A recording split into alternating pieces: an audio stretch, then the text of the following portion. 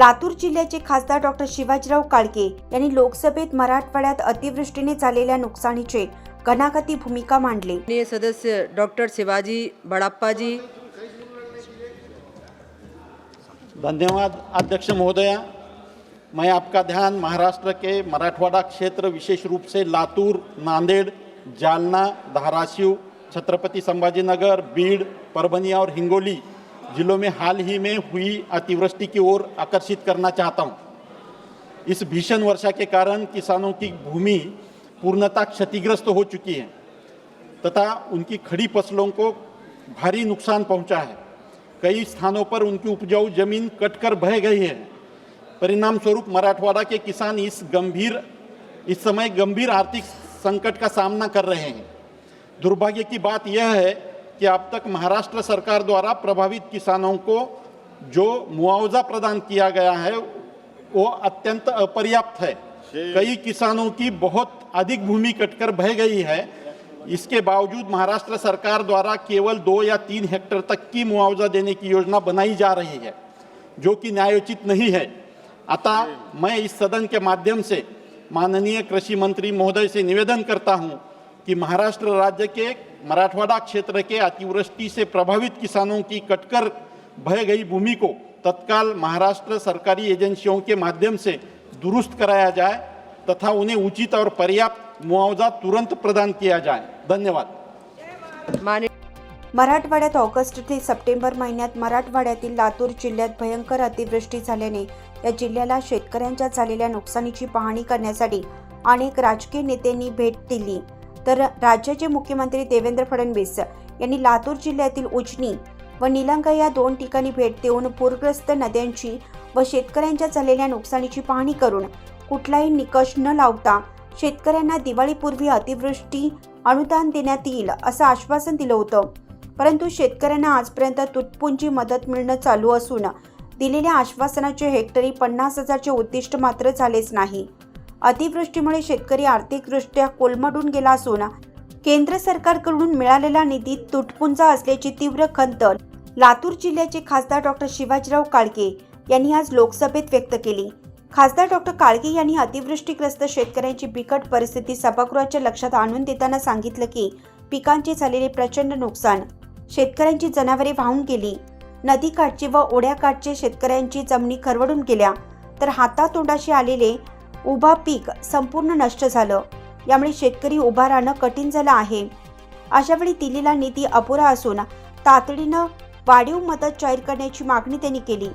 मराठवाड्यातील परिस्थितीची गंभीरता अधोरेखित करताना त्यांनी केंद्र सरकारने तातडीनं सर्वेक्षण पथके पाठवून नुकसानग्रस्त भागाचे पुनर्मूल्यांकन करावं, शेतकऱ्यांना त्वरित आर्थिक मदत, बियाणे व खतासाठी विशेष पॅकेज द्यावे अशी मागणी केली।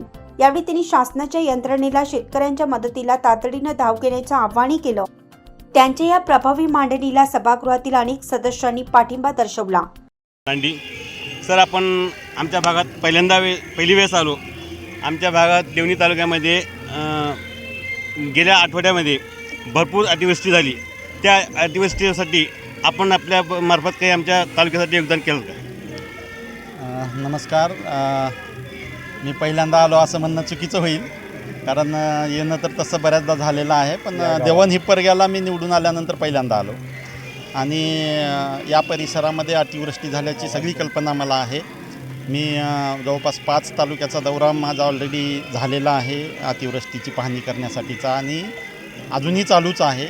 आमच्या कालच्या DPDCच्या बैठकीमध्ये सुद्धा आम्ही सगळ्या लोकप्रतिनिधींनी एकमुखाने पालकमंत्र्याकडं ओला दुष्काळ जाहीर करण्याची मागणी आणि शेतकऱ्यांना तत्काल मदत देण्याची मागणी एकमुखी केलेली आहे। आणि या माध्यमातून येत्या 4-2 दिवसामध्ये कालच नांदेड जिल्ह्याला मदत जाहीर करण्यात आली राज्य सरकारकडून। तशा पद्धतीची मदत लातूर जिल्ह्यासाठी सुद्धा नक्कीच डिक्लेअर होईल अशी मला अपेक्षा आहे। लातूर जिल्ह्यामध्ये सर्वात जास्त देवणी तालुक्यामध्ये अतिवृष्टी झालेली आहे। त्यात 2 धरणे आहेत, मांजरा धरण आणि आपला तेलंगणा धरण। हे धरणामध्ये भरपूर जमिनी खरडले गेले आहेत, त्याबद्दल तुम्ही पाहणी केलं का?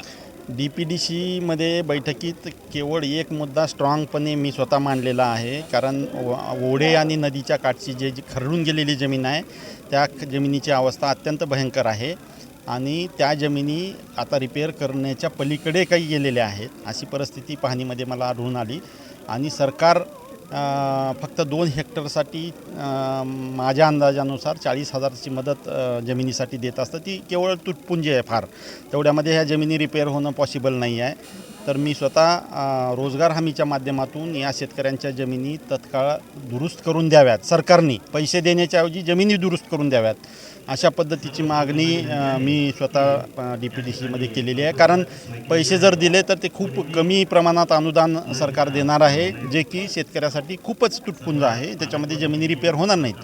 तर जमिनी रिपेअर होण्यासाठी त्या रोजगार हमीच्या माध्यमातून रिपेअर करून देणंच जास्त शेतकऱ्याच्या फायद्याचं असं मला वाटतं. सर, ग्रामीण भागात एक महत्त्वाचा प्रश्न आहे, जे पंतप्रधान आवास योजना जी सध्या लागू आहे, प्रत्येक गावात आवास योजनेचे कामं चालू आहेत, मात्र राज्य शासनाने मोफत वाळू देण्याचं आवाहन केलेलं आहे. सध्या राज्याचे महसूल मंत्री बावनकुळे साहेबांनी सांगितले की कुठलेही रॉयल्टी न देता आपल्याला घरपोच वाळू मिळेल, ह्या पद्धतीने मिळतं. आपल्या लागू असलेला तो प्रश्न आहे.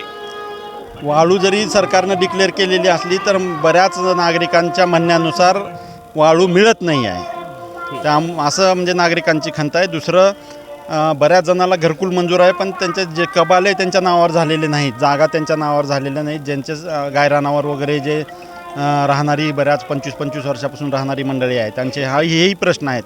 आणि ह्या सगळ्या प्रश्नासाठी निवेदन पालकमंत्र्याला नुकतंच देण्यात आलेलं आहे आणि या बाबतीमध्ये लवकरच निर्णय होईल अशी अपेक्षा आहे. पंतप्रधान स्वामित्व योजना जे लागू आहे ते सेंट्रल गव्हर्नमेंटची आहे, ते स्वामित्व योजना ग्रामीण भागात केव्हा लागू होणार? हे पंतप्रधान स्वामित्व योजना तर डिक्लेअर केलेली आहे, पण आणखी त्याचं इम्प्लिमेंटेशन प्रॉपर पद्धतीनं ग्रामीण भागामध्ये पेरिफेरीमध्ये झालेलं दिसत नाही. पण आता त्यांचा पंधरवाडा सध्या चालू आहे, म्हणजे त्या पंधरवाड्यामध्ये बऱ्याच सरकारी योजना ह्या शेवटच्या माणसापर्यंत पोहोचवण्याचा प्रयत्न प्रशासनामार्फत केला जाणार आहे. आणि यामध्ये मला असं अपेक्षा आहे मला की ही सुद्धा योजना पेरिफेरीमध्ये त्या माध्यमातून पोहोचवली जाईल. धन्यवाद साहेब. थँक्यू. विस्तार न्यूज महाराष्ट्रासाठी संपादक अजित सौदागर. चालू घडामोडी पाहण्यासाठी विस्तार न्यूज पाहत राहा. धन्यवाद.